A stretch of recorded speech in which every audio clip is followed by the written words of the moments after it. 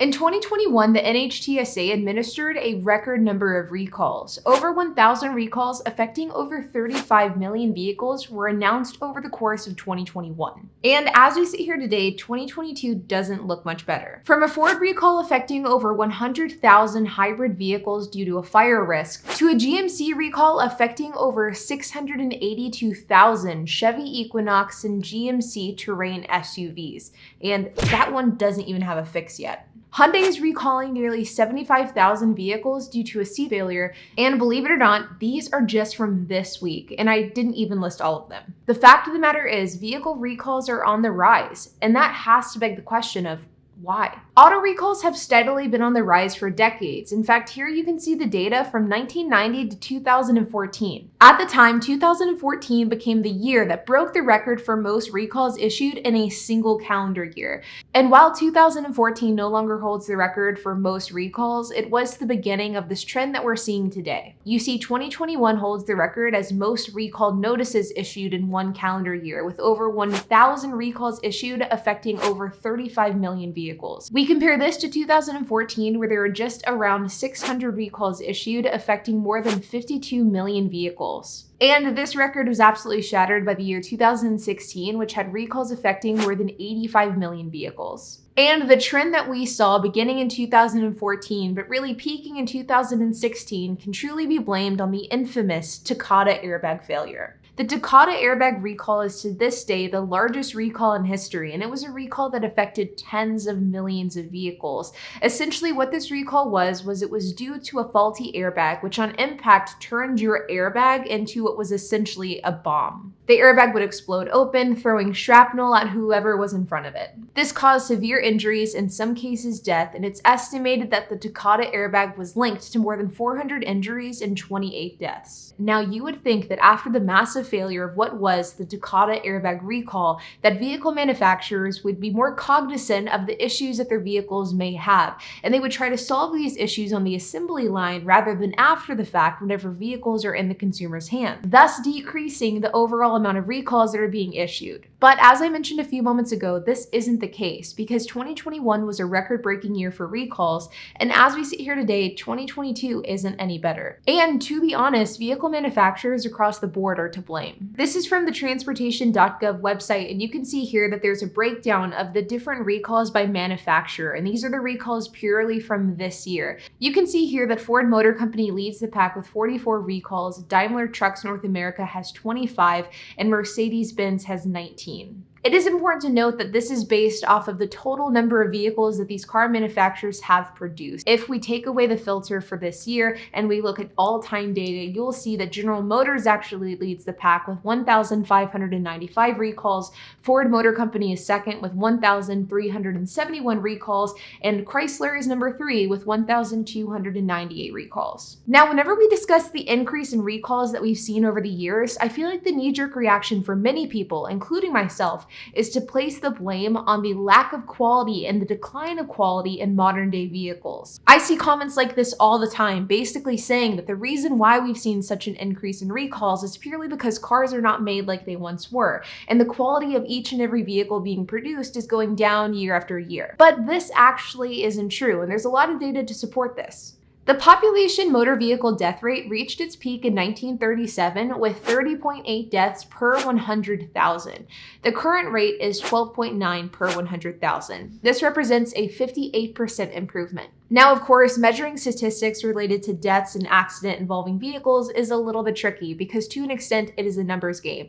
The more vehicles you have on the road, the more accidents you're going to have. And of course, today in 2022, we have much more vehicles on the road than we did back in the early 1900s. But to give you a point of reference, in 1913, there were about 1.3 million vehicles and 2 million drivers on the road. But in 2020, there were 275.9 million vehicles with 228 million licensed drivers on the road. But while vehicles and licensed drivers have continued to increase, the deaths per 100,000 vehicles have continued to decrease. And a large part of this improvement can be attributed to driver behavior, driver safety, as well as laws regulating driving. But we also cannot ignore the fact that vehicle quality and vehicle safety standards also play an incredibly important role here. Here's a really interesting graph that I found that really shows how safety standards have impacted the amount of vehicle deaths per year. If you look at this graph here, you can see that the x-axis represents the year that this graph is representing. And if you look at the y-axis, it represents fatalities per 100 million miles.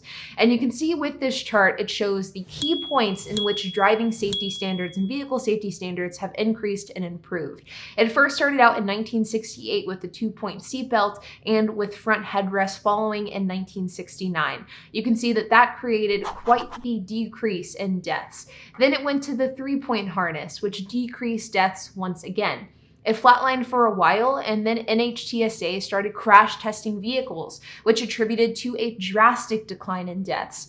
From here, we went to the 3rd brake light, 5-star safety ratings, dual front airbags, and then it started to level out as the amount that you could do to a vehicle to make it more safe ended up becoming less and less substantial. You can see in 2008, tire pressure monitoring became a standard feature. In 2012, it was ABS, and then in 2018, it was backup cameras. Now, what this graph shows you isn't just the fact that deaths have decreased with the amount of vehicle safety features that we've input into different cars, but I think in the context of this video, what it really shows is how the quality standard for vehicles have really increased as well. It used to be that you could just simply drive a car, you didn't have to worry about a seatbelt, a headrest, an airbag, but nowadays there are dozens, if not hundreds, of different safety features that are implemented on every single vehicle that we drive in our day-to-day lives. Cars are the safest that they've ever been. And though there still is a valid argument that some mass market production cars are lacking a bit in the quality department when it comes to things like body panels or paint overspray, but there is no debating that vehicles are dramatically safer today than they have been in the past. But if that's the case, why are there still so many recalls? And to be honest, the answer to that question is a little bit more simple than you may think, and it comes down to a handful of different things. First and foremost is the sheer number of cars on the road. To an extent, recalls are a numbers game, and the more cars that you have on the road means the more recalls that you will have to address. Not only are cars being produced at a faster rate than they once were, but we're also keeping cars for significantly longer. This means that there are just across the board more vehicles on the road than there have been ever before.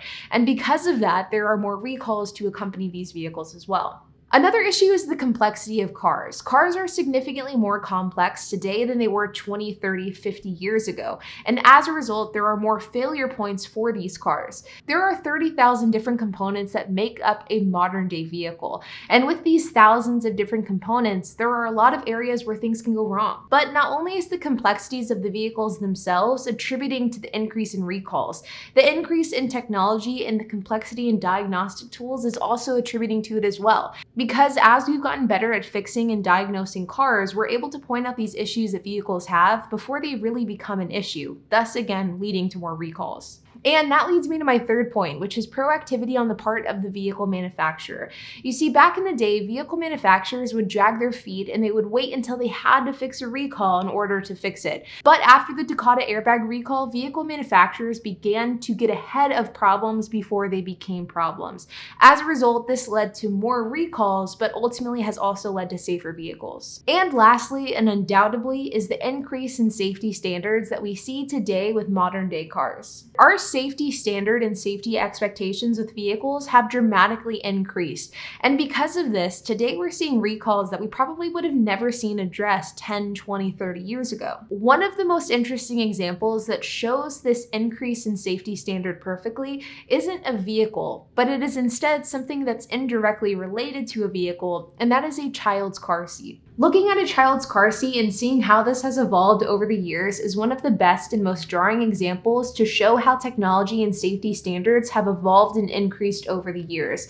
And this is the same quality standard that doesn't just apply to car seats, but it applies to the vehicles themselves. This is a perfect representation to show that something that a vehicle manufacturer could have gotten away with 10, 20, 30 years ago is something that just simply doesn't fly any longer. And because of our increase in standards, that has in turn led to an increase in recalls. The reality is, as frustrating as recalls can be, the cause behind this increase in recalls isn't because of cars being of lesser quality. It isn't because vehicle manufacturing isn't what it used to be. It's not because vehicle manufacturers are cutting corners, and it's not because safety standards are getting put on the back burner. It is simply due to the fact that there's more cars on the road, there's more complexity in an everyday vehicle, diagnostic tools have improved, and our safety standard as customers and vehicle manufacturers have increased substantially. But with that being said, you guys, I hope that you enjoyed this video. If you have any questions, comments, if you have anything to add, I would love to hear it. So make sure to leave a comment down below. And while you guys are at it, make sure to hit the like button, hit that subscribe button, and hit the notification bell.